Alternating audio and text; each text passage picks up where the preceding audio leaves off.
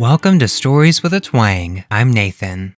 Today's episode is called I Found a Red VHS Tape in My Grandma's Collection. What I Saw Still Terrifies Me by C.F. Ortiz. I used to spend a lot of time at my grandma's house. She didn't quite raise me, but with how often my mom was in and out of jail or rehab, she may as well have. That's not to say my childhood was bad, though. Maybe it wasn't as good as some had, but I got to spend a lot of time with my cousins when they visited. The house was in a beautiful spot on the edge of the woods, and Grandma really knew how to cook. I enjoyed my childhood, and no one can take that away from me. In fact, I really only had one truly bad experience in the years I spent at my grandma's house. The day started out better than most. It was in the early summer, so I was out of school and the days had not gotten unbearably hot yet. My two cousins, Thomas and Isabel, had spent the previous night at Grandma's with me. We woke up all strung out on the couch in the family room because we'd stayed up the night before watching a bunch of old movies. After a hearty pancake and sausage breakfast, we went to the pool and then back to the house to play near the woods. That's when Grandma started calling for us from the back deck. She chastised us for leaving VHS tapes all over the family room floor and not cleaning up after ourselves. "Can't we clean up after our game?" we pleaded. "I'm going out to drop off some things at your grandfather's work. Then I'm going to go to the store for supper ingredients. If I get back and that room isn't clean..." "We know, Grandma," we called back. She clicked her tongue at us but smiled and walked to the car.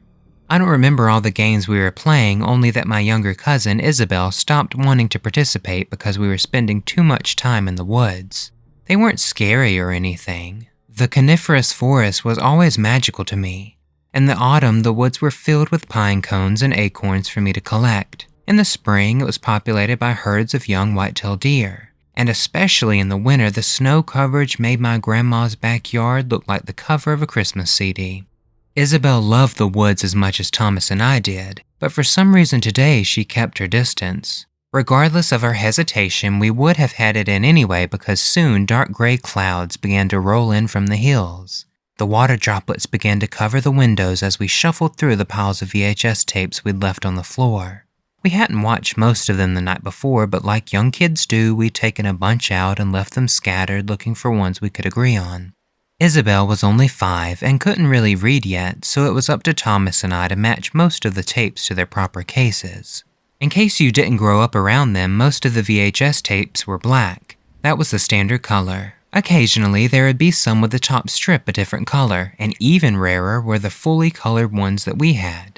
I say this not just to recall a bit of nostalgia from an age of simpler tech, but also to highlight why what happened next was so strange.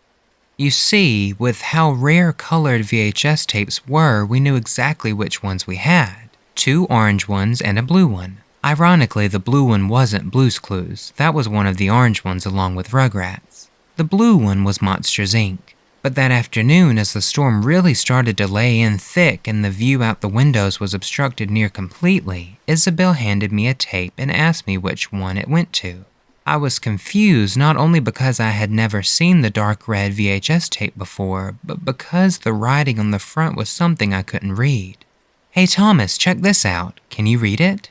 Thomas looked as confused as I was. Indeed, neither of us had remembered ever seeing the VHS before, and we couldn't have forgotten such a distinct hue. Thomas assured me I wasn't crazy and that the writing on the tape couldn't have been English. We decided we'd watch it to figure it out. Although she denied it, we'd figured Isabel had just gotten another VHS tape off the shelf when we weren't looking and liked the color of it.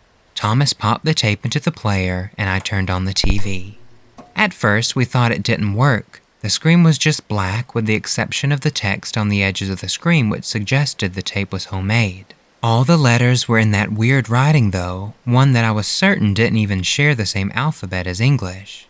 We were about to take it out when I noticed the numbers in the timestamp were going up, meaning that it was working and whoever had filmed the video was only filming in the dark.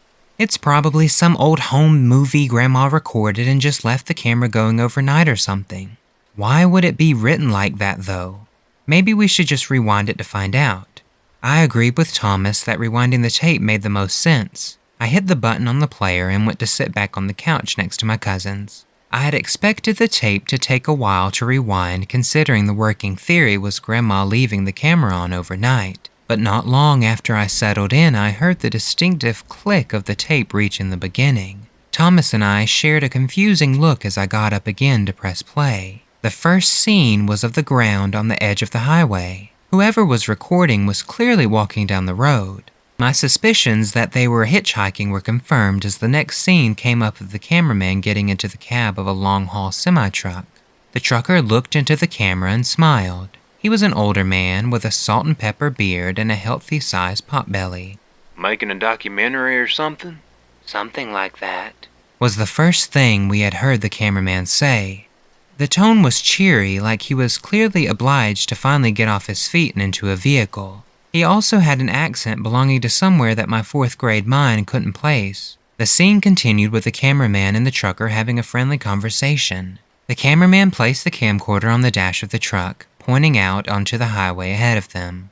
It didn't take long for us to get bored at this and decided to fast forward the tape. The scene lasted some time and I watched the sun on the horizon dip below the tree line and the cool evening sky take place on the screen. Then the camcorder began to shift and I stopped fast-forwarding. The camera turned to film the trucker as he walked into a gas station in the middle of nowhere. Or so I thought. "Hey, that's the truck stop on the edge of town," Thomas said. I looked more closely and realized he was right. It was the truck stop a few miles out of town that Grandma would always stop at to fill up and get snacks whenever we'd go on road trips. As soon as the trucker got into the shop, the cameraman began to search through his belongings. He unzipped duffel bags and opened shelves, pocketing random things as he went. I hurried to sit back down on the couch next to my cousin so that I could get a better angle of the screen. It wasn't long before we heard a "what's going on" from the screen. The trucker had returned and wasn't happy to see what his guest was up to. A skirmish broke out between the cameraman and the trucker. At least that's what I gathered, as the camcorder was dropped almost immediately, so all I heard was the noise of a brawl as the screen showed the dusty underside of the passenger seat. The sounds of the fight went from unnerving to disturbing quickly. Neither was screaming or yelling anymore, but one was unmistakably choking, gasping for air and struggling to breathe. The screen began to shake to the rhythm of one of the men kicking the passenger seat, clinging onto a hope of life. Isabel grabbed my hand and whispered, "I'm scared." "It's okay," I assured her, not very assured myself. "It's just a scary movie. It's not real." Isabel buried her face in my side and I welcomed the contact. I grabbed Thomas's hand and squeezed. We shared a look that signaled what we both knew. If this was a horror movie, why was that the truck stop we knew so well? The noises on screen stopped. Isabel began to lift her head to look again, but I held her head in place. The cameraman fished the camcorder from under the seat and pointed it straight at the lifeless truck driver. Thomas and I screamed. He lay awkwardly on the mattress of the cabin. His face was purple and his eyes were bloodshot.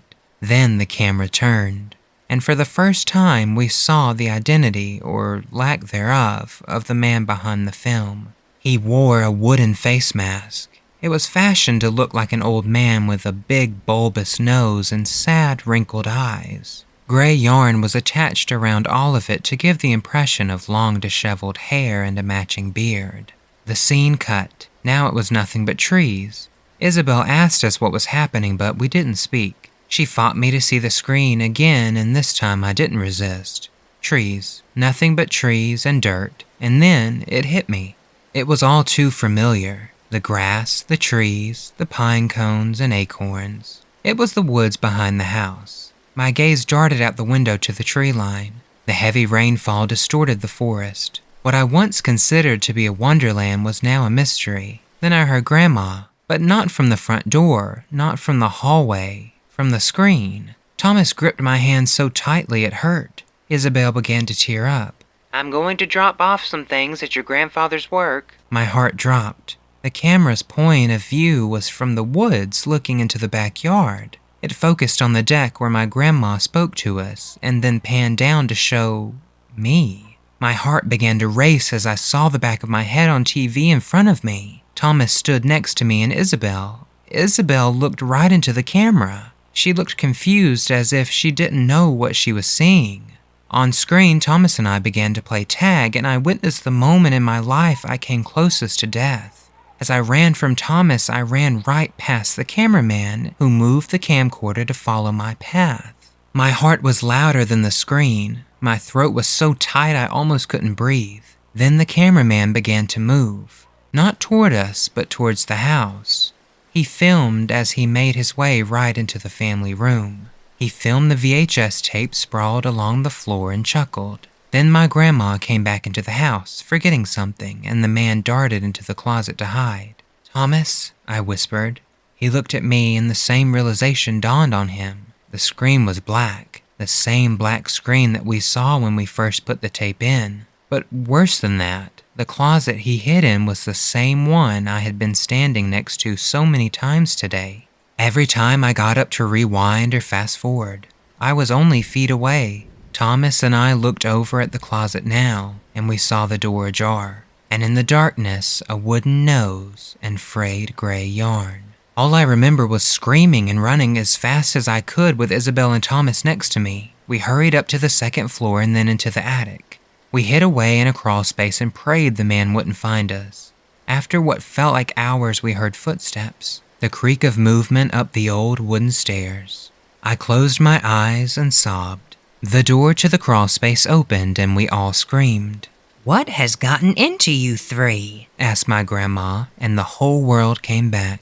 We stumbled over our words explaining it to her. I doubt she understood, but she took our testimony seriously. Grandma opened the gun safe and pulled out one of her husband's rifles. "Stay here and I'll be back." It didn't take her long. Once she was sure no one was in the house, she got us and had us recall our story on the couch of the family room. I think she believed us, but the police couldn't do anything. The closet was open, but there was no man in a wooden mask. The dark red VHS tape wasn't in the player, and no trace of him was found in the woods. It took a while, but life returned to normal. School was back in session before I knew it. Homework began to take more importance in my mind than that afternoon. Pretty soon it felt surreal, and as I got older I began to doubt if what we saw was even real. Only 3 things told me that it was, though. Isabel and Thomas had always recalled the exact same scenario I had. When we got older, my grandmother had admitted that a murder had taken place at the truck stop not long before the incident. And the 3rd thing happened most recently. I have it again.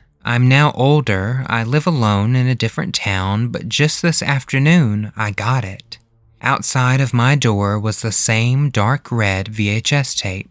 I have called the police, and in the meantime, I sit here writing this story down while simultaneously looking behind my back every few seconds. And at the same time, I can't help but glance at the old VHS player on my TV stand.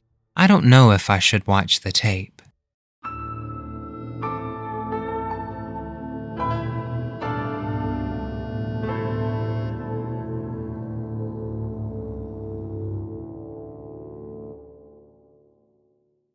Sorry for not posting my updates sooner. The last few days have been busy, to say the least. I guess I'll start with some extra information which I originally didn't think was relevant. My grandparents' house and the house that I live in now are both in the state of Alaska. I won't say the exact year the original red tape incident happened, but I will tell you it was during the 2000s. My grandparents live in the same house. Both are healthy enough, except for the years of chronic back problems that recently put my grandpa in a wheelchair for most of the day. Thomas and Isabel, who I now realize I shouldn't have named in my first post, moved to Washington State back in high school. Come to think of it, that would have been 10 years ago. Crazy how time flies. Anyway, keep these things in mind while I tell the rest of my story.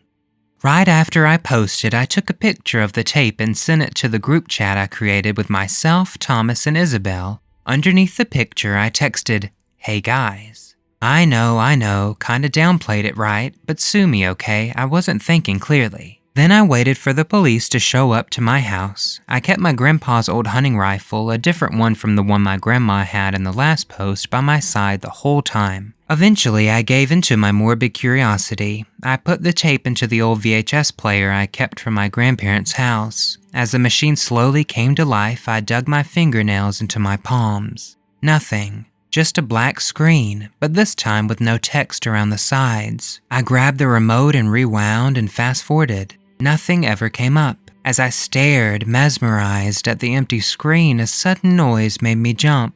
The sound of a notification from the group chat. It was from Isabel, who was probably rightly so freaking out. She asked 100 questions and I tried to answer as many as I could. Did you call the police? Yes. Did you watch the tape? Yes. What was on it? Nothing. Nothing? Nothing at all, I told her. I ejected the tape to get a better look at it. I focused on the writing. As a child, it was an enigma. As an adult, it was Cyrillic. I got back on my laptop, opened up a Word document, and used the Insert Characters tool to painstakingly draw out all the characters. Once they were all correct, I copied and pasted the characters into Google Translate. After about 5 minutes of sleuthing, I uncovered it. The strange, eerie writing that had haunted me for so long. It simply said, "The Red Tape." Very useful, I thought, more than a little exasperated. Then came the knocking at my door. I was frozen until I heard the voice call. Hello? Are you inside? It's the state troopers. Badge number? I stammered. What's your badge number? He rattled off a number along with the name J. Serrano. I was about to open the door when I realized, I have a gun. I'm holding it, just for protection. It's Alaska. Just don't point it at me and we're fine. I opened my front door to a young male cop with short brown hair. He looked through the house, checking every possible hiding spot I could think of. He found nothing and was clearly annoyed by the task. Look, there's no one around, okay? You sure it's just not a family member messing with you? My expression must have been enough of an answer for him. Okay then. I take it you want to go to the station and report it then, huh? Yes, I would like to. I'll go wait in my SUV then. If you're adamant about keeping your firearm on you, which it looks like you are, then just take that truck you have out there. We walked down my steps toward the squad car. I slung the rifle over my shoulder and went back into the house to grab a few things. My laptop, which I put in its case, the VHS tape which rattled from old age, and the VHS player. Just before I left the house, I had an epiphany. I rummaged through my junk drawer until I found a roll of Scotch tape. I locked the door, and I left. Only one other cop was at the station. According to them, they were 2 of the 3 in the whole backwater town I lived in. The older, heavier cop was about as useful as his colleague. I had to insist they swab the VHS tape for fingerprints. They found none. I had to insist they play through the tape. It was still black. As I pulled the rattling plastic case from the player I had brought along, I lamented my utter inability to do anything, to even get a single sympathetic response. Look, I appreciate that it's a little spooky, said Officer L. Hinton, but this is the middle of nowhere Alaska. I'm sure you'll be fine. My eyes shot daggers at the old cop who hadn't once left his seat except to refill his coffee. Especially given your rather Second Amendment-like tendencies, he added, while gesturing towards my rifle in the corner, the one I'd insisted on keeping near me. Despite their apathy, I managed to have them record my name and number before I left the little rinky-dink police station behind. The whole drive through the Evergreen Highway back to my home, all I could think about is why that man in the wooden mask would leave behind the VHS tape with nothing on it. Was it just to screw with me? Why would he wait nearly 20 years to do so? These thoughts kept swarming my head as my Ranger's tires crunched over the gravel that was my driveway. I took another look at the tape sitting on my passenger seat. My eyes rested on it for several seconds, at the handwritten Cyrillic and the faded deep red plastic. Then I grabbed my rifle from the gun rack and pointed the scope at my door. Everything was normal save for one discrepancy. The small piece of Scotch tape I'd left in the top corner, a small transparent seal bridging the door and the frame, was loose. Back into reverse, back down the Evergreen Highway, and into the nearest motel I could find. There I unpacked my VHS player and my laptop. As I made sure to double lock the door and double check the parking lot for anything strange, I finally relaxed. I pulled up my cell phone to see the group chat I had ghosted was full of messages from both Thomas and Isabel. I reassured them that I was okay, but also told them that the police were going to be no use. Thomas asked me what Grandma and Grandpa thought of it. I had to admit I hadn't called them. Don't you think you should? Isabel messaged as I finished plugging the cords from my player into the motel television. Luckily, the motel hadn't updated their equipment since the Clinton administration. Yeah, maybe they know something about the last time that they never told us, Thomas added. I'll call them in a bit, I assured. I want to figure out this tape first so they don't freak out over something we have no answers to. Then I reached for the tape, and for the final time that day I heard it rattle. A rattle. I shook the tape. So many VHS tapes had developed rattling noises when they got old, maybe from broken plastic or even dead bugs inside. But this rattling was different. It was heavier. Guys, I think there's something inside the tape. What's inside the tape? I don't know. Should I open it? The answer was a resounding yes. The only issue was that the VHS tape had small screws in each of the corners that I had to get out before opening the shell. And since they were too small to unscrew with the blade of my pocket knife, I needed to go get my Swiss Army from the ranger's glove box. Slowly, I crept out of the motel room. I scanned every window of the building as I made my way to the Red Ranger in the lot. Luckily, nothing seemed to be off. I managed to get back into the room with no issue. Did you open the VHS yet? No, I just got back into the room, opening it now. It's a USB drive. Hesitantly, I plugged the drive into my laptop. I crossed my fingers and hoped that maybe this was an elaborate scheme to put a virus on my computer. I opened the file manager and saw the USB tab simply titled that same Cyrillic phrase, the red tape. There was nothing but a video file in English which said to, and then my grandfather's name. I didn't want to open the video. I wanted to close the laptop and throw it out and move away. But seeing my grandfather's name and not knowing what his connection was to the man in the wooden mask, I needed to know. My media player popped up. The video was that same familiar black screen with the Cyrillic text borders. Then it was the same road, the same highway, small rocks and tufts of dry pine, a simple rustic highway that nevertheless filled me with dread. Making a documentary or something?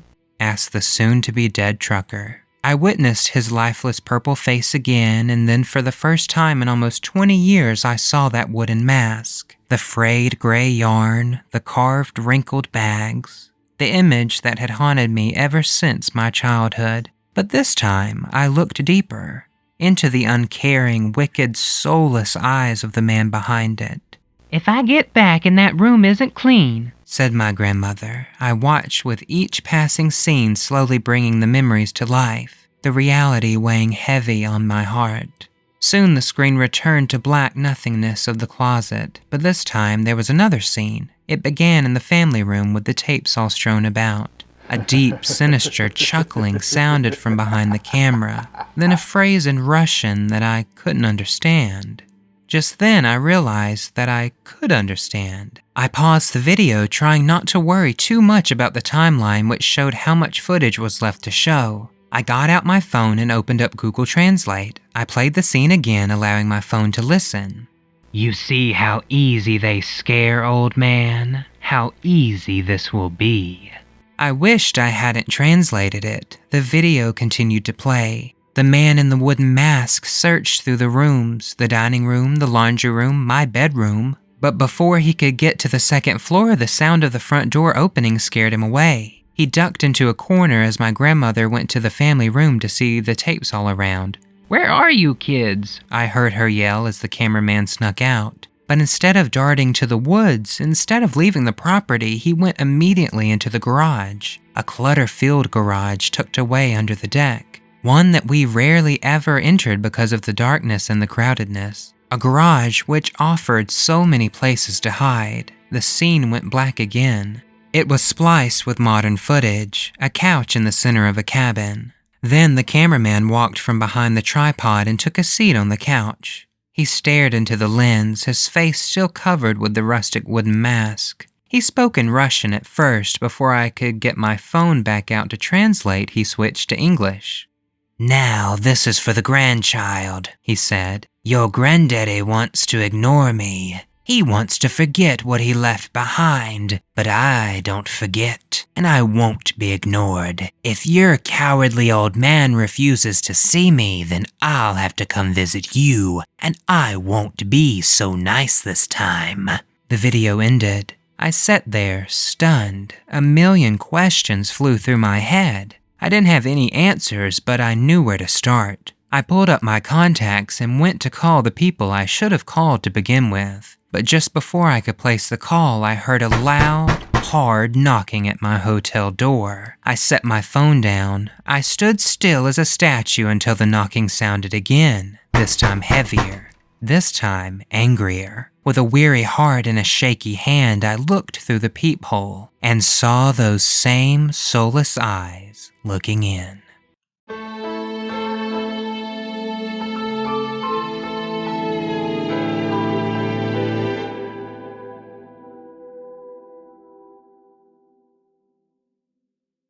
I backed away. I darted for my rifle that rested on the moose print patterns of the bed. As the relentless pounding got heavier and heavier and the hinges vibrated and weakened, I aimed the barrel straight at the center, waiting for the man in the mask to appear. Then I realized if I was going to make it out, I had to keep the evidence. I couldn't let it disappear again. Only the footage would make the state troopers take me seriously. I pocketed the USB drive just as the sound of shattering, crackling wood filled the room. Only for a moment I saw a sledgehammer head being pulled from a freshly made hole in the door. Then I saw the man in the wooden mask look through and wave, tauntingly and menacingly cheerful.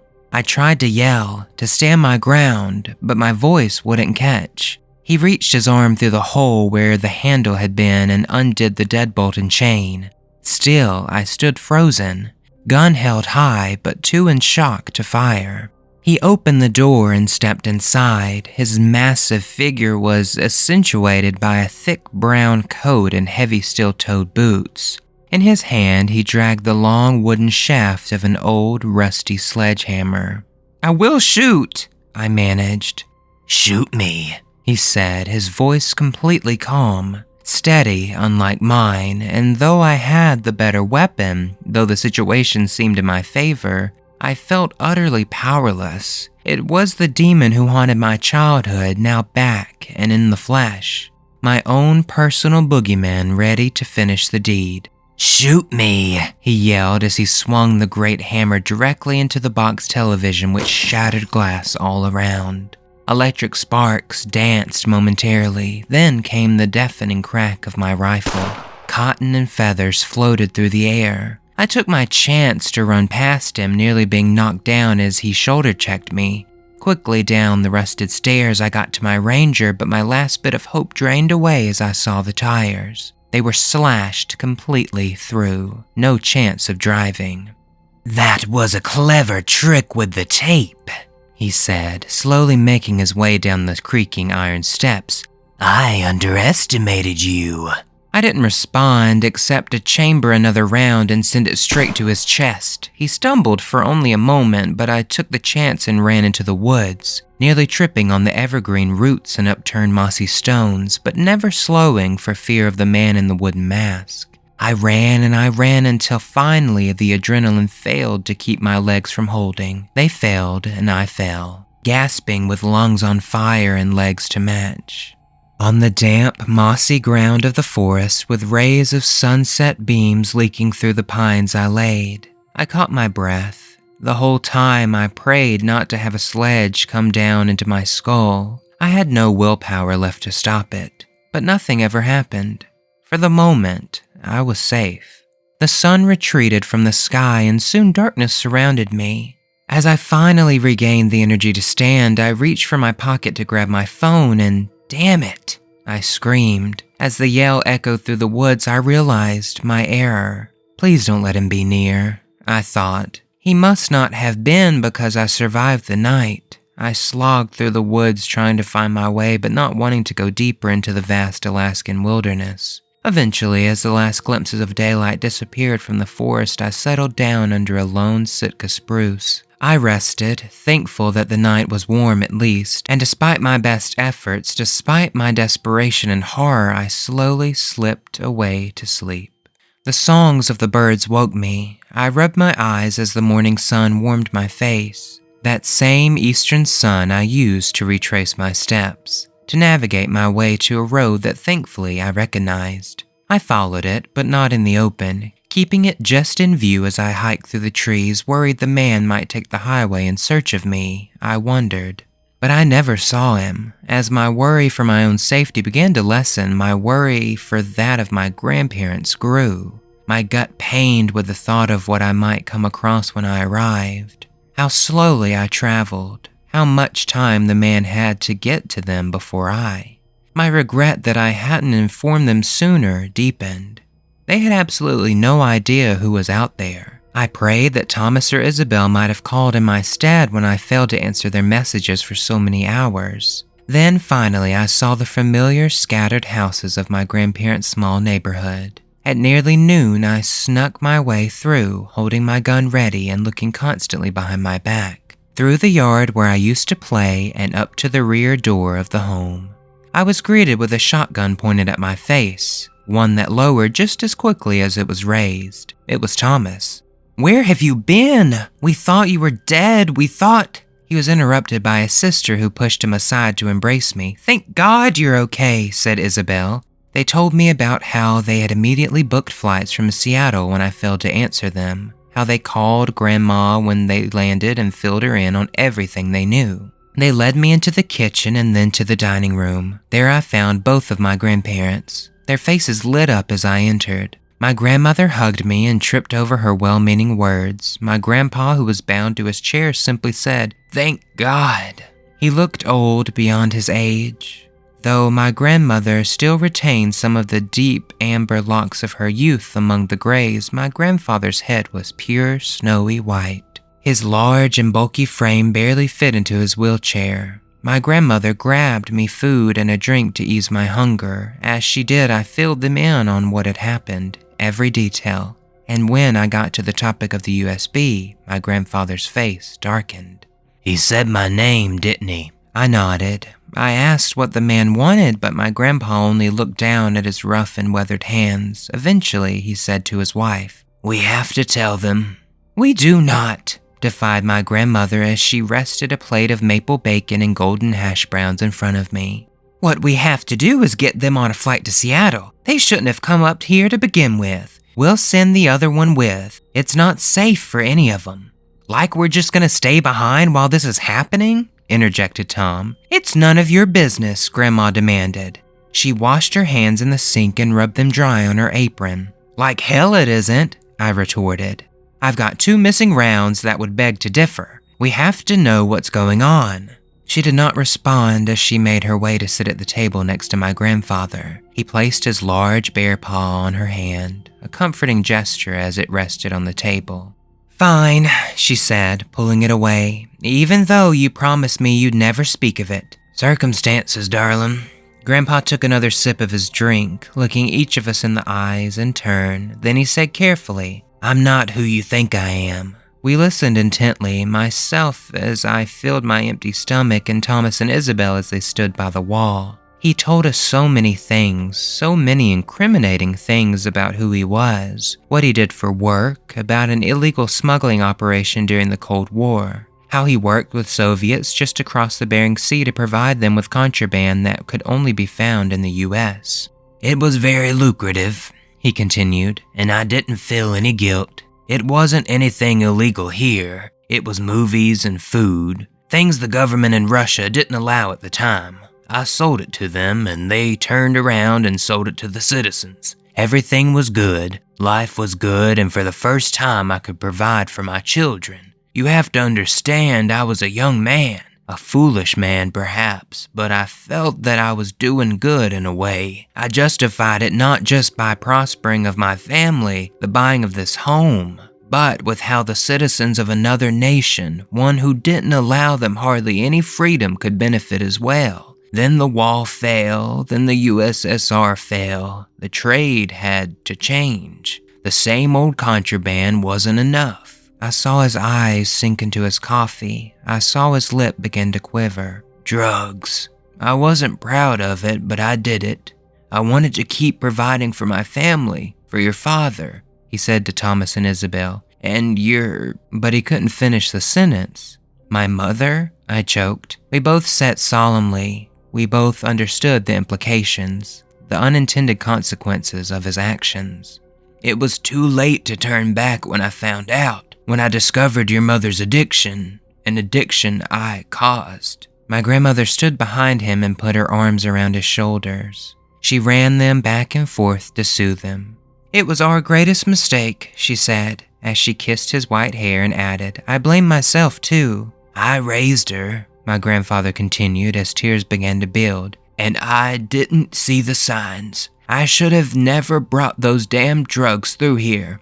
Falling droplets hit the table. He managed to choke out, "I killed my only daughter," before he convulsed into a sobbing fit. He broke down. Isabel placed her hand gently on my shoulder, but I did not react. As I watched my grandfather relive his greatest regret, as I watched the once powerful, jolly man who raised me, now an aged, crippled mourner, my mind couldn't take anything in. It couldn't understand the revelations presented to me. Was my mother's death really the cause of my grandparents? The ones I had loved my whole life. I suddenly felt sick that I had resented her actions and her leaving me. Once he steadied himself and returned to his typical stoic demeanor, though one decorated with puffy red eyes, he continued. For some time we discussed it. I scraped at the empty ceramic of the plate, busying my hands. I asked questions and they answered, but by the end of the conversation I still had no closure. "How does any of this relate to the man in the wooden mask?" I asked. "Oak Hocknick," my grandfather said. "The hunter." The name hung in the air after he spoke it. "He's the last one," he continued. My grandmother excused herself and went into another room. "After I found out about your mother's disease, I tried to fix it. We sent her to rehab. We took you in, and I tried to get out of the game. Well, the boys across the sea didn't like that so much. About 6 months after I stopped flying things over, they sent the hunter for me. Not to kill me, but to send a message."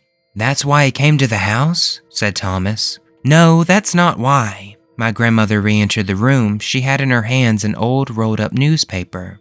"I had to end it. It had to be done." Spread out over the stained mahogany tabletop, I read the words, 13 Russian nationals dead after warehouse explosion. "Damn," Thomas muttered. That was the only word spoken for a moment as we took in this new information. Then Isabel broke the silence. "I'm guessing Mask Face didn't like his whole crew going up in flames?" Grandpa shook his head. "That's when he tried to go after you three. I took his family, he'd take mine. But he didn't get to you. Maybe if he wasn't such a drama queen and just, I don't like to think about what could have happened, the risk I put my loved ones through." "So that's why he recorded it all, just to be dramatic?" Thomas asked. "I think he intended on filming it all, to the end, and showing me the results." The grim revelation once again muted the room. "But then why give up?" I continued. "Why only return after 19 years? Grandpa took a sip of his coffee mug. "Because I put him away. 15 years incarceration. I should have killed him, but I couldn't manage it." "That's 15, Isabel said. "Why wait another 4? What makes now the time?" My grandfather knocked 3 times on the arm of his wheelchair. We understood. Now was when my grandfather was weak, when he was vulnerable. Another 3 distinct knocks echoed from the front door. Thomas and I both grabbed our guns and followed my grandpa as he rolled over to answer. "Officer," he said, "what brings you here?" My grandmother brought the grizzled Alaskan state trooper a mug of hot coffee to match my grandfather's. His name was A.P. Cartwright. He must have been the 3rd trooper the other 2 told me about. I retained a sense of skepticism given his colleague's level of professionalism, but it slowly wore away as he talked. He spoke with an honest and serious cadence that reassured me that perhaps we had at least one ally. "And that's when I arrived at the motel. I saw a pickup in the parking lot, its tires were slashed, and I went into the room with the busted door." "Did you get my laptop?" I asked. "Or my phone?" He shook his head. "All that was left was this." He pulled something from his bag and set it on the table. The 2 plastic pieces of the VHS tape I had disassembled. "Went back to the station to see if those bozos knew anything about it. Said you came by earlier. Said they took down your name and number, so I called. Some feller answered in Russian. Hung up when I identified myself. Couldn't contact you, but I recognized the last name, so I chased that lead over here, and that's that. Grandpa brought the tape closer to him for a better look. He chuckled to himself. What's the joke? Asked the officer. My grandfather hesitated. Grandma placed her hand on his head, ruffling his gray hair. I guess it's time, he said. I'll be incriminating myself, but at least we'll all be on the same page. Maybe I can finally make my family safe. This writing says the red tape. Yeah, I translated it, I added. But what use is just describing the VHS? No. The red tape doesn't refer to this VHS. The red tape was the name of the smuggling group. It refers to the bureaucratic red tape that kept the Soviet citizens restricted from simple entertainment and other liberties. It was meant to remind them why they'd started the group. Now the hunter uses it to remind me, to make sure I don't forget. What group? Cartwright inquired. What hunter? He told the man everything. He told him about the hunter, he told him about the incident, and about everything since. Cartwright jotted it all down in his notepad. He asked questions when he could to clarify. The more the scratching of the pencil to parchment continued, the more sure I was that A.P. Cartwright might be our saving grace. I moved here from Anchorage over 25 years ago, said the trooper. This is a quiet place, not much to do, except for a few years in when a murder took place on the outskirts of town. Few days passed but no leads. Trucker wasn't local, didn't have any connections in town, and no reasonable enemies. Isabel grabbed my hand. It was a gesture the officer noticed with his periphery. He understood. It stumped me until a couple days later I responded to a call about a red VHS tape, a dead trucker and a man in a wooden mask. That was the three of you, wasn't it? We nodded solemnly. Cartwright shifted his attention back to his coffee and his cupped hands. He had a wife, the trucker, that is. I remember the way she cried when I called her, the sound of a heart shattering in a million pieces. For a long time afterward, she called the station every day, and I answered every day. Have you found the killer? Have you found him? Have you found him? He stopped speaking. He stared into the black of the coffee. I witnessed the ever so slight quiver of his lip before he continued. She didn't make it long. A few months in, she hadn't been making her usual calls to the station. Tried to get a hold of her, but it was pills. That's what she chose. No sound filled the room, a silence only broken from the faintest creak of an old shifting house. The hunter is a bastard, my grandpa said after a while. Doesn't care who he hurts. He'll keep going unless we stop him. After a sip of black coffee, the grizzled vet said, If what we're saying is true, then I'm with you. We're gonna put that son of a bitch down. Elation. That's the only way to describe how I felt. Finally, we had someone who could really help. Someone who wasn't past his prime, bound to a wheelchair. Someone who wasn't completely out of their wheelhouse like the three of us. But how do we find him? Isabel asked. The message, I shouted. I remembered something my grandfather had failed to tell the trooper. Inside the VHS this time, there was this USB drive. I fished it from my pocket, thankful that at the very least I managed to secure one thing of importance. What did it say? Cartwright inquired. It was the original tape, only this time he spliced new footage at the end of him talking to my grandfather. At first it was in Russian. I turned to my grandfather. Can you understand Russian? Been working with him since the Reagan era, child. Of course I do, he chuckled. He turned to my grandma and said, Sweetheart, could you grab my laptop so we can take a look? No, Thomas interjected, catching everyone's attention. I mean, not here. You said you put it in your laptop at the motel, right? Then, by coincidence, the hunter shows up. How are we so sure that's not how he tracked you there? I thought it over for a moment. I hadn't considered that, as stupid as it sounded. He could have just seen my truck out front. Maybe, but maybe he used it to find you. All I'm saying is maybe it would be better to watch it somewhere safer and more secure. To the station, then, Cartwright said. Smart thinking, son. We got into two separate cars. Thomas drove Grandma and Grandpa in their wheelchair-accessible van. Isabel and I rode with Cartwright in his Alaskan State Trooper SUV. You said the man who answered the phone spoke in Russian, right?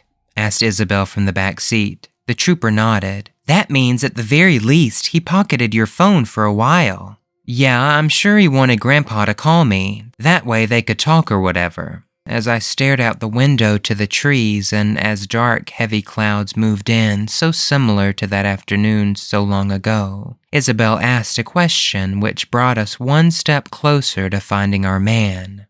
Did you leave your location on?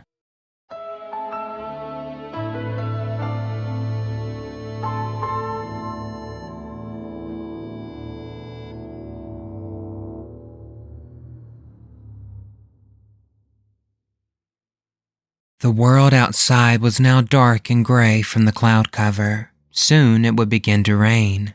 We had all gathered in the large main room of the cabin-turned-police station, my family, Cartwright, and the other 2 less useful troops. After cussing them out for a healthy amount of time, Cartwright told Serrano, the younger one, to grab his laptop from the office. While the young trooper went off grumbling to do so, Cartwright relayed Isabel's realization to the group. So we can just track the phone? My grandfather asked.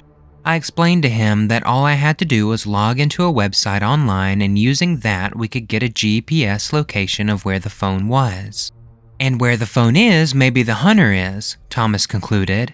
But what if he just ditched the phone? He might have, I reasoned, but maybe he doesn't know about it. I mean, he's been in prison for a long time, right? Technology has changed since then. I didn't even know about it, Grandpa added. and I haven't even been to jail. If he knows, then he probably would have ditched it by now. If the phone isn't moving on the map, then that's probably what happened, I continued. But if it's on the move, we'll be one step ahead of him, Thomas concluded. And with the numbers advantage and the arms advantage, this guy's toast, Cartwright assured. Serrano set down the bulky, out-of-date laptop on the round table we'd been sitting at. I logged into the website to find my phone. The marker on the map was still at the motel, which confused Cartwright, but he explained that he may have missed it or that the hunter dropped it somewhere nearby. I asked him when he called the number and when the man picked up. Cartwright pulled up his phone log to be sure. That wasn't too long after the incident, but why would he hang around the scene of the crime for so long? Maybe he didn't. Maybe he hung around in the woods, but just long enough to ambush you if you tried to come back, if you brought your grandfather along to help.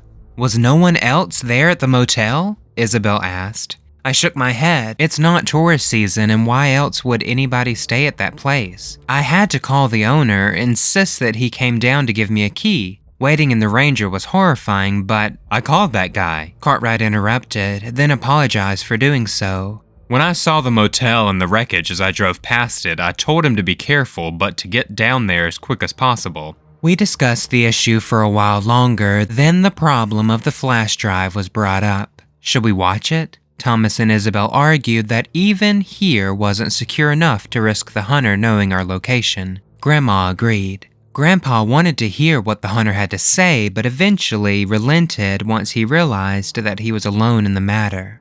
If we could catch this guy without playing his game, that's the best possible outcome, Cartwright reassured. All his speech is going to do is rile up and skew our mission. We have a good plan as long as he held onto the phone. Now we just have to wait and see. The mood in the air never lessened. I felt the flash drive shifting in my pocket whenever I moved. Serrano took the opportunity to apologize for me for his behavior the previous day. He explained that in all his years of being in this town, nothing had ever happened. Mostly it was false reports and wasting time. Our conversation was interrupted when the older troop captured everyone's attention. You might want to see this, Hinton said. He turned the laptop to show us the marker on the GPS was now moving away from its resting spot and onto the highway. Guess he got sick of waiting. Hinton, Serrano, you're both with me, demanded Cartwright. Suit up, full kits. We're getting this SOB and we're doing it quickly. He turned to the 5 of us. Can't have y'all coming with me. It's too dangerous. He received no complaints from us. Then he told Thomas, Isabel, and I to follow him deeper into the station. He unlocked a door to reveal a windowless room filled with guns and ammunition. I expect the guns back, he said. The bullets, though, those are for the hunter to keep, if he shows up. He winked at us and patted Thomas on the shoulder. We grabbed a rifle, a shotgun each, a handgun to match, including 2 for Grandma and Grandpa. As we shuffled through the boxes of ammunition to find the corresponding packages, Thomas chuckled. "What's up?" I asked, slipping some boxes into a large hiking backpack. "You think this is the real reason Gramps always took us out hunting? Made sure we knew guns?" I thought it over and found myself chuckling as well. As we unloaded all of the arms into a large round table that we'd gathered around earlier, Cartwright gave us some final words. "The sun's going down. Get some rest, but you might want to leave some lookouts awake. The cameras keep an eye all around the station. We left the door to the security room unlocked so you can see the screens. I'm sorry we didn't have any vests for y'all, only got 3 and they're fitted for us." He looked around seriously at each of us. "You cannot, let me stress this, you cannot be too careful tonight. Make sure someone has an eye on those screens at all time." "Cartwright," I said just as he was about to walk through the door. "I shot him 2 times, straight to the chest, and he kept walking." He nodded. "He's probably wearing a vest under that coat of his." He barely even flinched though, and they weren't far away shots either. Virtually point blank, rifle too, just don't underestimate him. He nodded in agreement, then with a casual salute, he was gone. They took each of their SUVs, leaving us with only the van at the edge of the dirt driveway. Thomas went over and deadlocked the front door. As he did, he looked out the window at the blackened sky and the blurry, concealed sun as it touched the tree line. "It's starting to rain," he said. Drops of liquid soon decorated the glass panes as to prove him right. The similarities to that first encounter with the hunter made my stomach uneasy. Could it be so easy? Would the 3 troopers catch the hunter by surprise? My mind went back to what the hunters said to me, what I had relayed to Cartwright. "I underestimated you." Would he really underestimate us again? I pondered these questions as I helped my grandfather out of his wheelchair and into the bed for one of the rooms.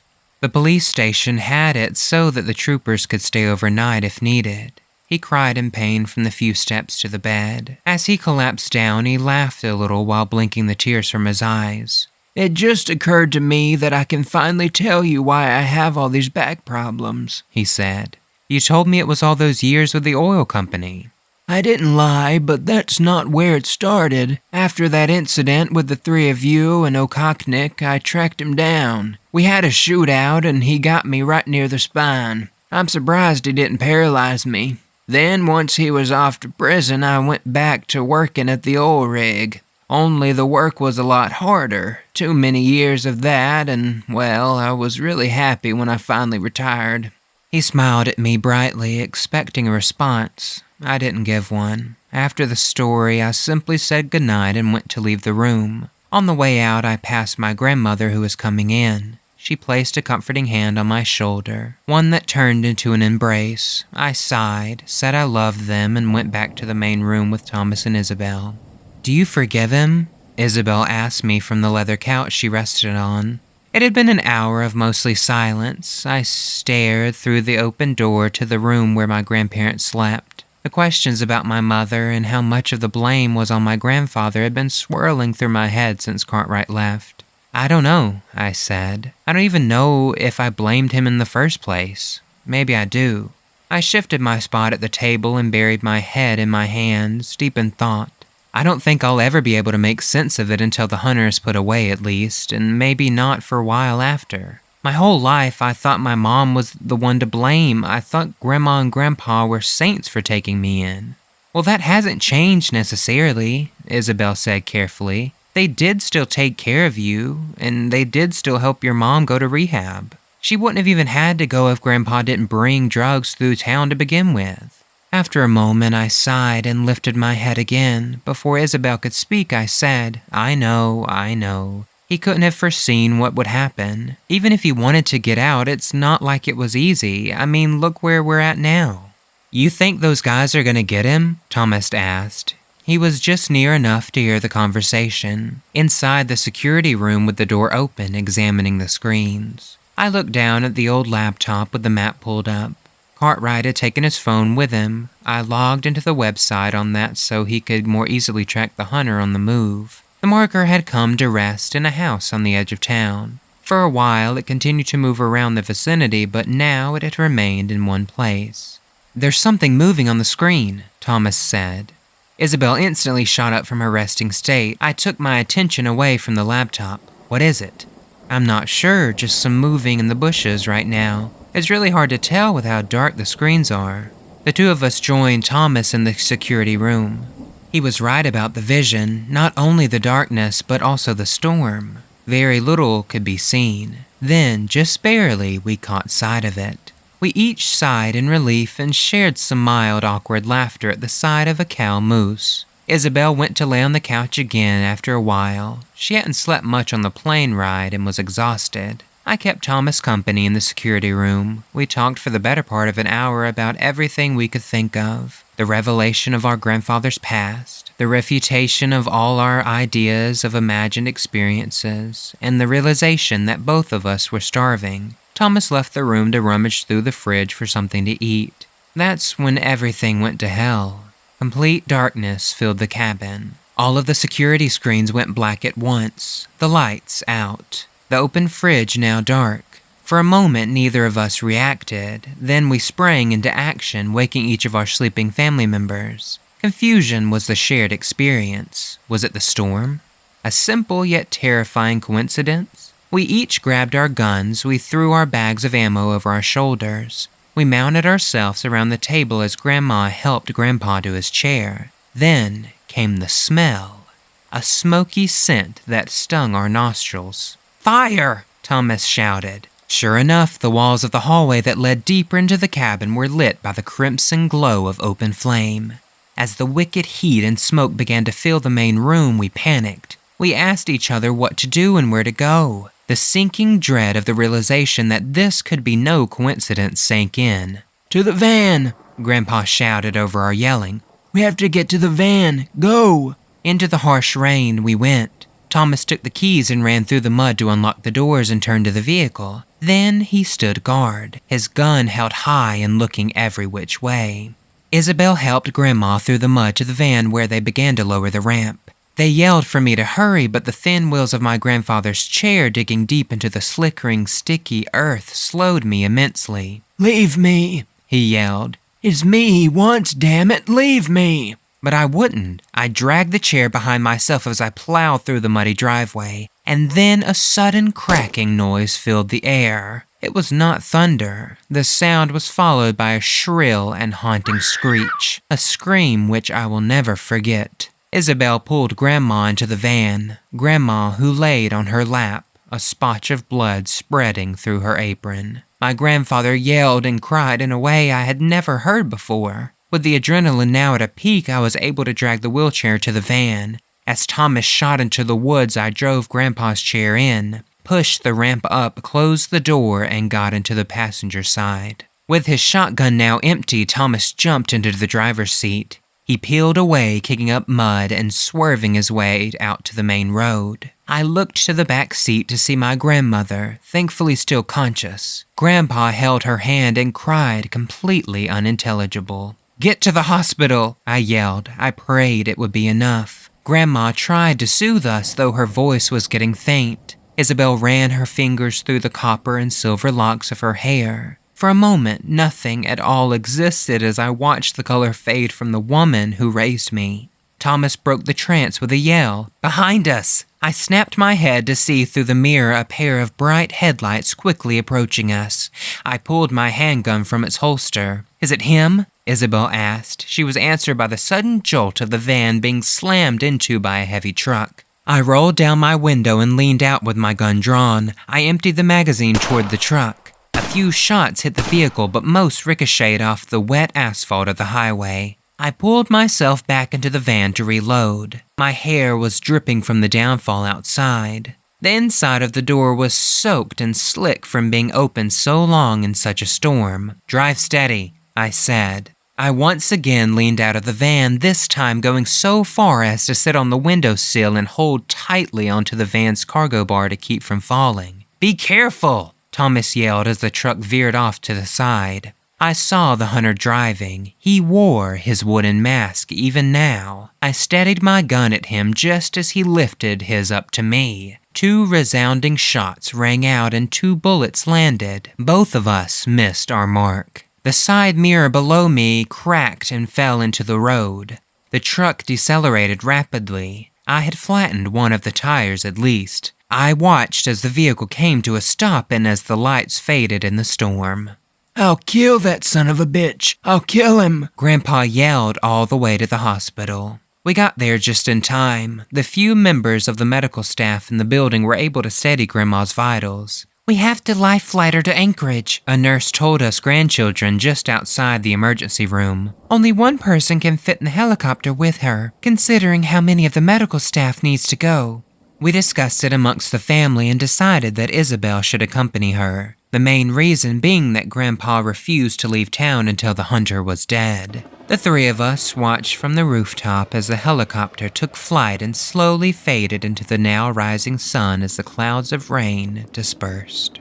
Then, as we stood on the wet cement roof of the hospital, we saw the lights of 3 AST vehicles pulling into the parking lot. We met the 3 officers by the front door. I could tell from the look on his face that Cartwright was utterly distraught. Before he could explain what had happened, Grandpa flew into a rage. Wheeling himself toward them, he screamed and cursed at the officers. He denounced them for failing to protect us, failing to protect my grandmother. As Cartwright's head hung low in despair, I couldn't help as my own emotions bubbled to the surface.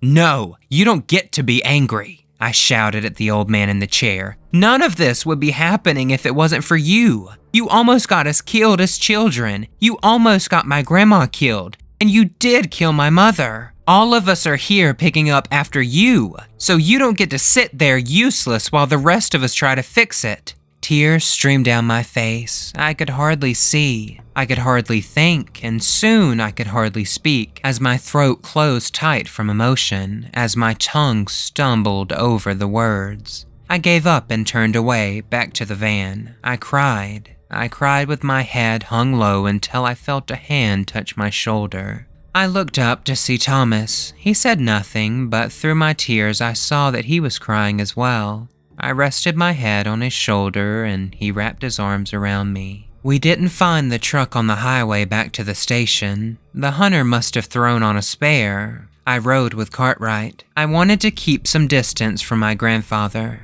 The whole drive back, Cartwright told me about what had happened after they left to track the hunter down. The GPS led them to a house on the edge of town. They slowly surrounded it before knocking the front and back doors down simultaneously. The house belonged to the motel owner. After talking to him for a while, they figured out what had happened. The hunter must have answered the phone while hiding inside of the office. The owner said that the door had been unlocked when he got there, despite him always leaving it secured. Once the hunter realized the police were involved, he slipped the phone into the pocket of a coat left behind in the office.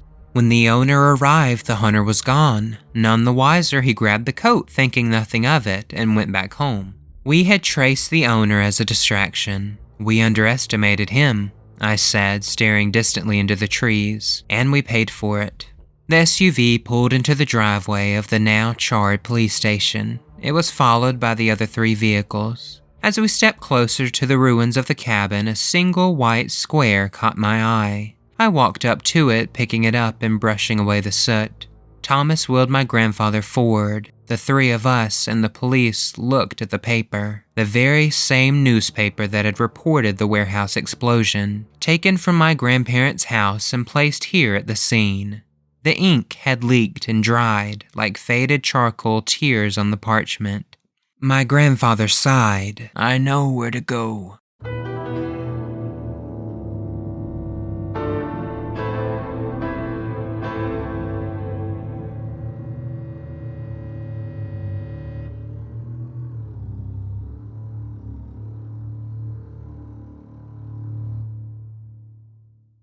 The drive was a long one down the coastal highway. Jagged snowy peaks peered over the vast expanse of green vegetation on black rock.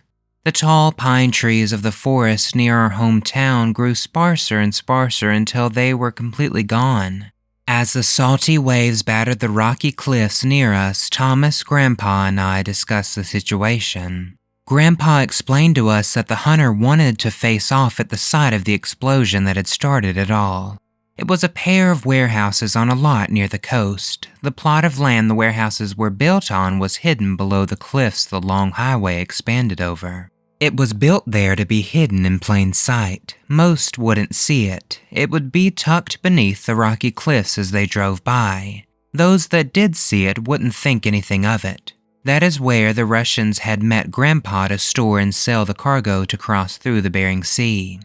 We had almost missed the warehouses, but Grandpa never forgot the scenery. Although there was little to work with, he knew. We stood on the cliff overlooking the remains of the charred and abandoned warehouse. Next to it was a still intact, but no less abandoned copy. As I stared down at it, I wondered if the hunter was inside, if he was waiting for us to enter, or if he waited somewhere on the outskirts. He had no woods to hide in this time. The black pickup truck was alone in the gravel parking lot. Bullet holes marked the metal body, metals from the firefight the night before, or was it earlier this morning? I couldn't be sure. As we looked down over the lot and over the chilly sea, Thomas asked the most obvious question, the one that was on all of our minds. What if he just blows it up? What if he just wants revenge for last time? My grandfather sat in his chair overlooking the warehouse. He probably wants to.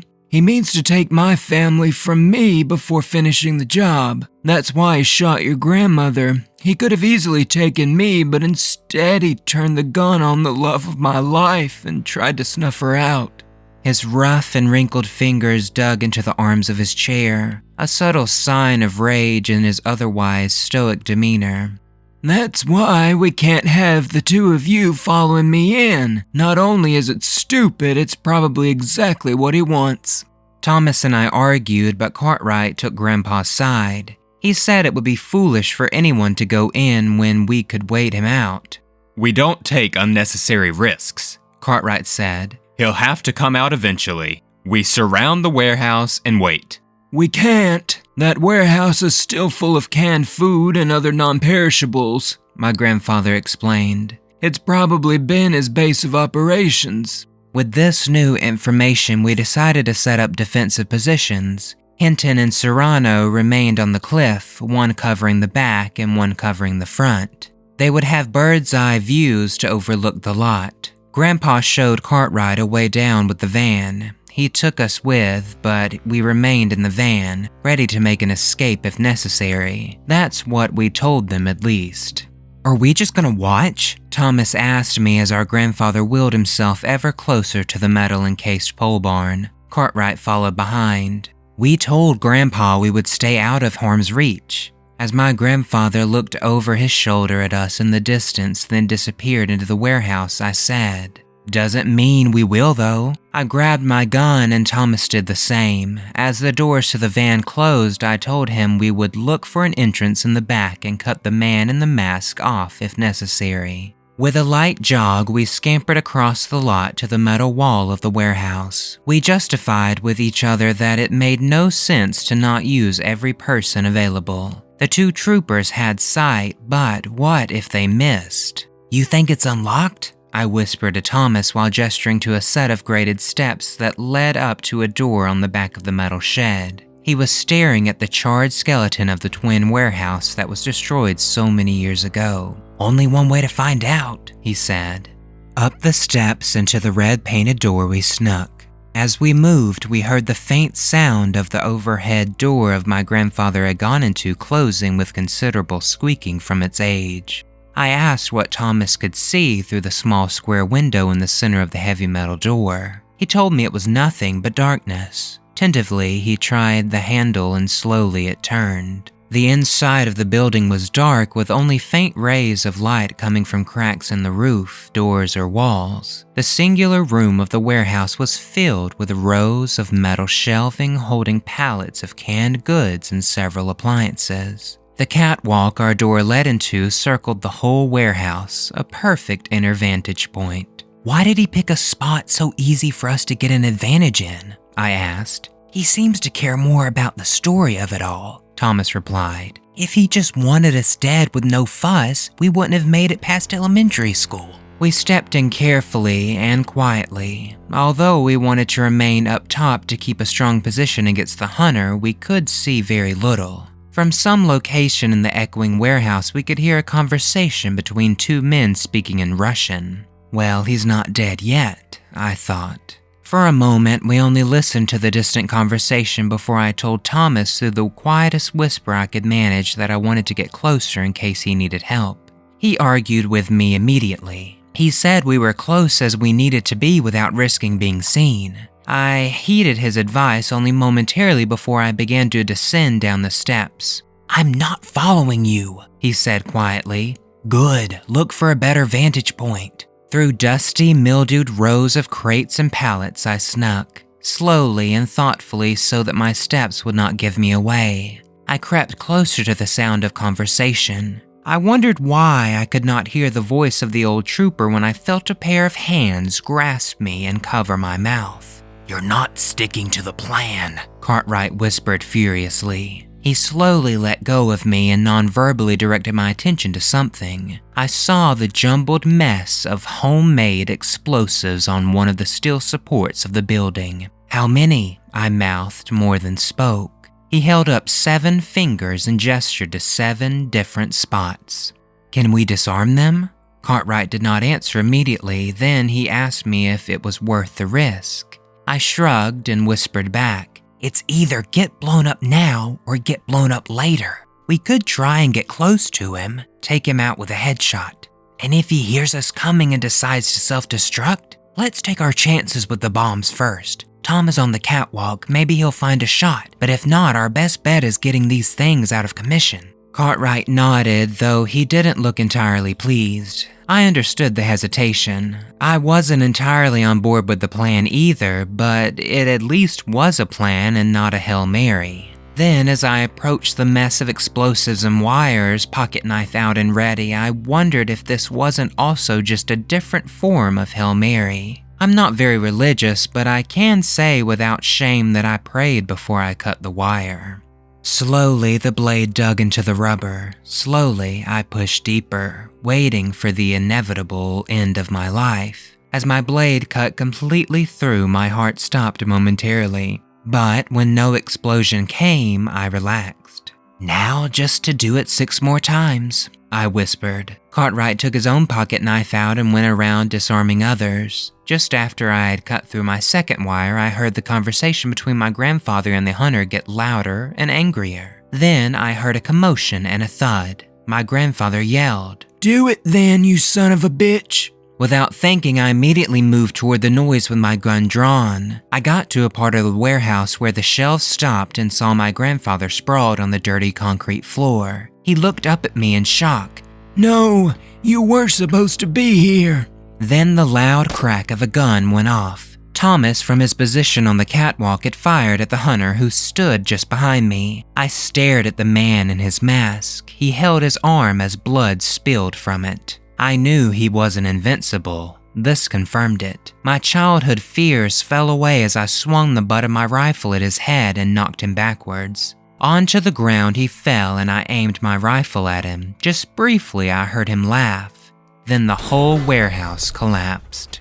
Sheet metal and supports collapsed down on us. Shelves and their contents spilled under the weight. I heard nothing but a noise so loud it deafened me. I coughed up dust, now pinned to the ground. I reconnected to reality with nothing but ringing in my ears and a sharp pain in my leg. As the ringing faded and more of the world became clearer, I heard several competing shouts. I heard my grandfather crying and begging for us to be okay. I heard Thomas far off in the distance calling out to us. Then, as I saw the large frame of the hunter making his way through the rubble toward me, I heard the bellow of Officer Cartwright tackling him to the ground. My grandfather called my name and I saw him dragging himself toward us. "Can you get up?" he asked as Cartwright and the hunter wrestled. "My leg," I stammered. "My leg is pinned." He pushed aside shattered planks of wood and lifted sheets of metal to get closer. He embraced me for a moment and I felt the tears from his eyes wash the dust from my cheeks. He told me he would get me free. Then he found a metal rod and pried the support beam which pinned me up just enough for me to slide it out.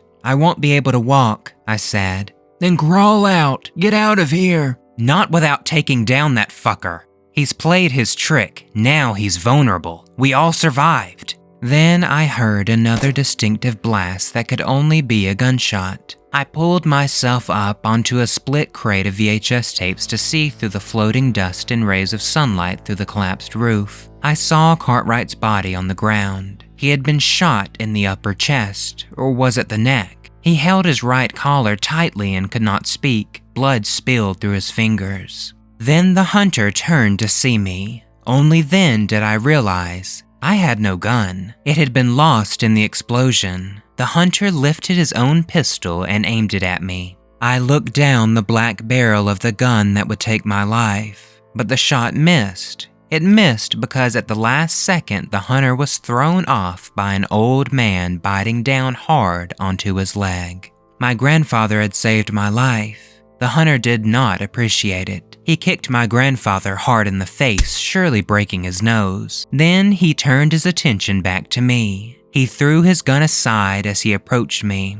As I watched the haunting image of the figure masked behind a wooden facade, my entire body wanted to freeze. I knew I couldn't. I pulled my pocket knife out, now my only weapon. As if to challenge me, the man in the wooden mask pulled out a blade the size of my forearm. Ducking under beams and crawling over boxes, he moved toward me. His sinister eyes never moved from mine. Then I felt his massive hand grab onto my throat. He began to choke me, to see the life drain from my face. I slashed at his torso, but my minuscule blade couldn't even puncture his coat. Black spots filled my vision. I became lightheaded and only barely heard laughing. Laughing cut short by the sudden sound of chains, and then his grip loosened and then fully fell off my throat. I grasped for air and saw my grandfather. For the first time in a long time, I saw him standing completely upright and from his own volition. I saw the pain in his eyes as he wrestled the life from the hunter.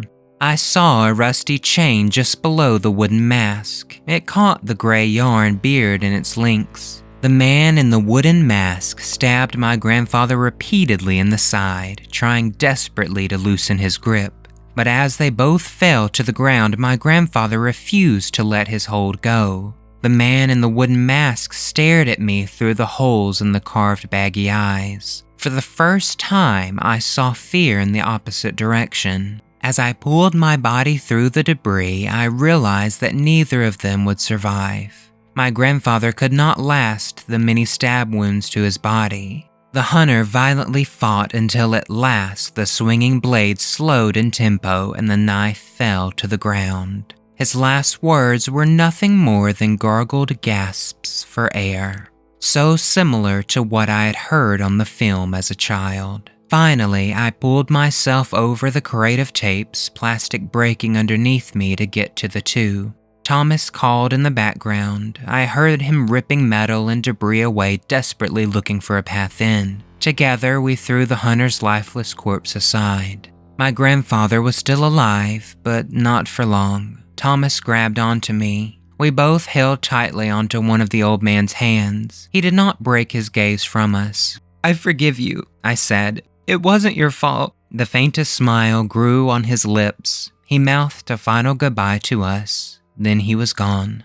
Cartwright and my grandmother attended the funeral. Both of them had pulled through, but only just. The two officers and Thomas helped Cartwright and then me to the cars when we drove at ludicrous speeds back to town. We had to leave the two bodies there, the hunter and my grandfather's. I refused to go with them until they came back. I stayed in the rubble of the warehouse for a long time just staring at the bodies.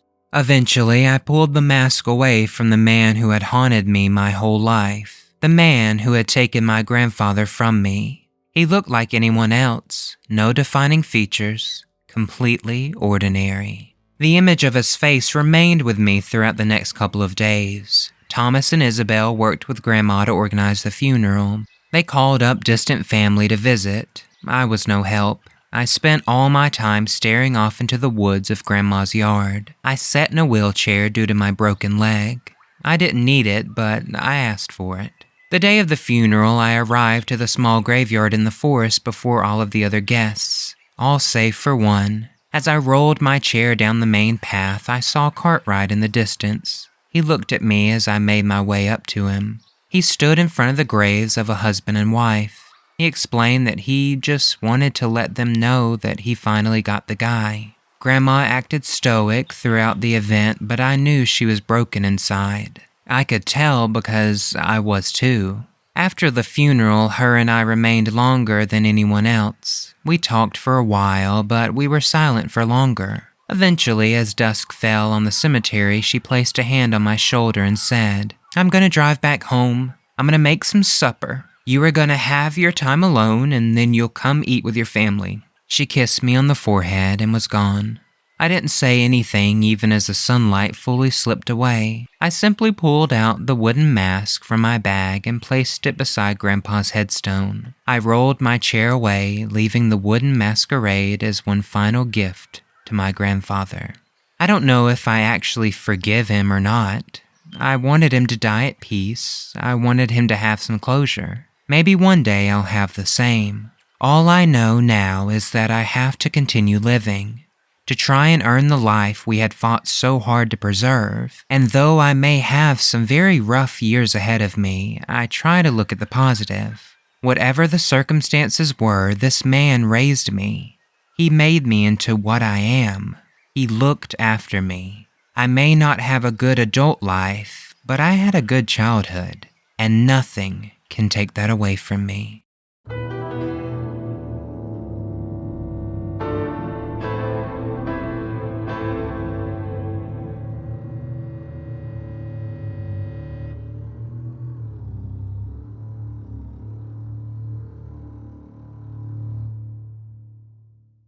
Alright everyone, I hope you all really enjoyed this story. I would like to give a giant thank you to CF Ortiz for letting me read this series on the show.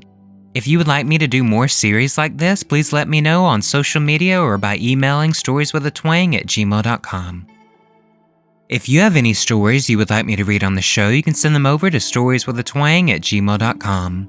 The show is on Facebook, Instagram, and YouTube at Stories with a Twang Podcast. It would mean an awful lot if you could rate and review the show wherever you listen, and don't forget to share with your friends and family as well. It could really help the show grow. I hope you all have a wonderful week, and until next time, remember that a little twang goes a long way.